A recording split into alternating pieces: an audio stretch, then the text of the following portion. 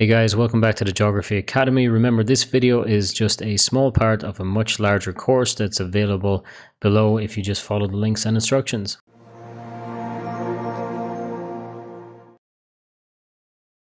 Part 3 then, we're on to human interaction. In this area here, we're going to look through the increase in use along the coastline, the threats that are there, and how we can adapt and mitigate the impacts of those changes.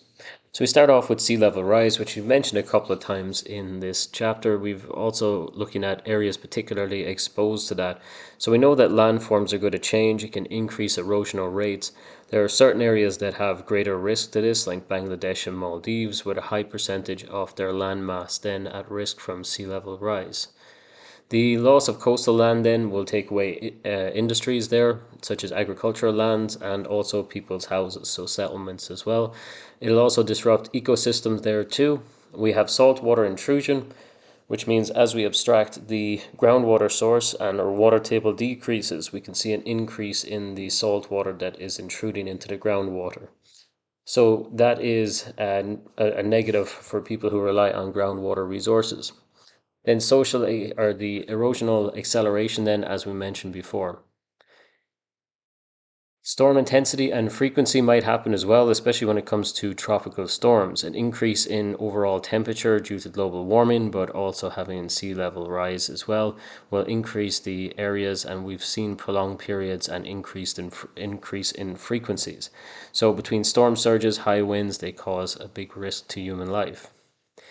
The changes then we're going to see in the wave patterns, we might see more periods of prolonged longshore drift. We could see then the interruption of this with different wind patterns becoming more dominant in regions than before. We also see the threats that are happening to ecosystems with greenhouse gases and temperature change. We see the loss of marine biodiversity, especially in areas such as coral reefs. Ocean acidification then is another way that shell-forming organisms can maybe reduce their population and disrupt the ecosystems that are in an area. And don't forget, if those ecosystems are interrupted, including the producers, some landscapes like sand dunes won't be able to form properly. So this leads to the retreat, and coastal ecosystems then are moved back. We can see this with natural causes, but also human causes as well. Oftentimes, it's creating then the climate refugees potentially in those low-lying areas and increasing health risks for things like waterborne diseases. It's also become a big issue and predicted to be a bigger change by 2100. However, the overall expectations then are really hard to judge and get correct.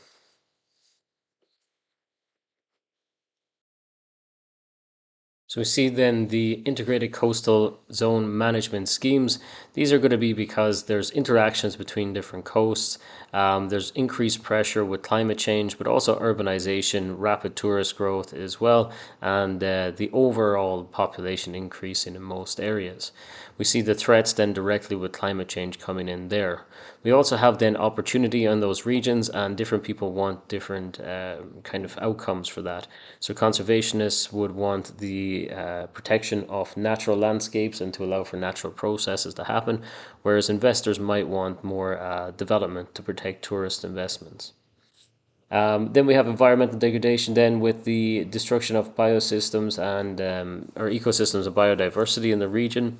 This can be through natural cases, but also is through human actions like mass deforestation of mangroves also has a knock-on effect to coral reef depletion. Things like runoff from water as well, causing issues with that from agricultural production can then lead to marine animals then suffering because of this. So international obligations, so international boards like Sustainable Development Goals then are including coastal management in their systems as well.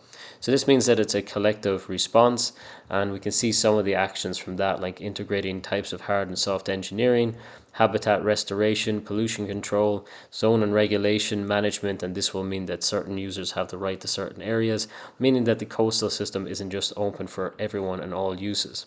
Climate adaptation to sea level rise, manage retreat, and looking at statistics and trying to plan ahead in order to reduce any catastrophes there, and getting the community involved. So with any development project, it's always causing friction with local environments and with local people. So it is very important to get involved with the locals and to include them in the plan to ensure that their best interests are being taken care of as well.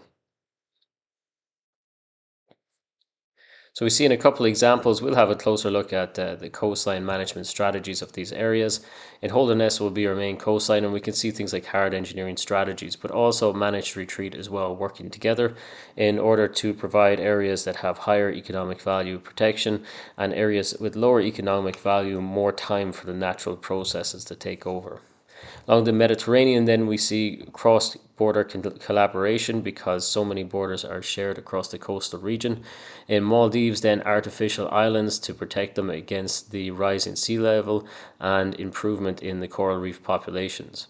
Netherlands have the Delta Plan, for example, so this is the area of producing a lot less flood risk land and area and space for water to move.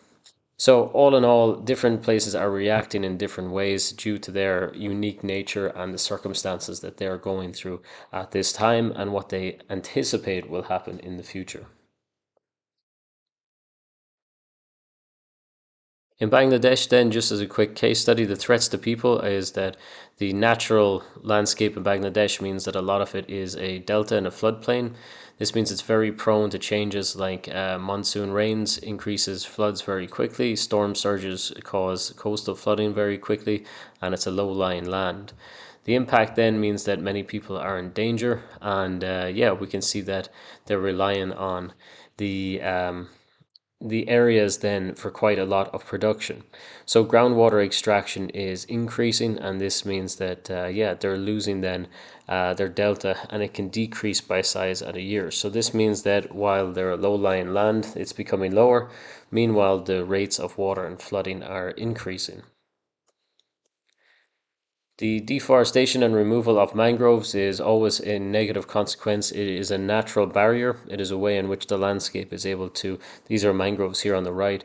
It's just a way that sediment can build up as well around the vegetation. And then this allows for it to build up and create a natural habitat that's able to defend the coastline. So by removing that, you reduce the stability of the coastline and increase the chances then of catastrophes. So we can see here in Bangladesh, quite a low-lying country, and the flood hazard map in multiple areas. So it's all throughout the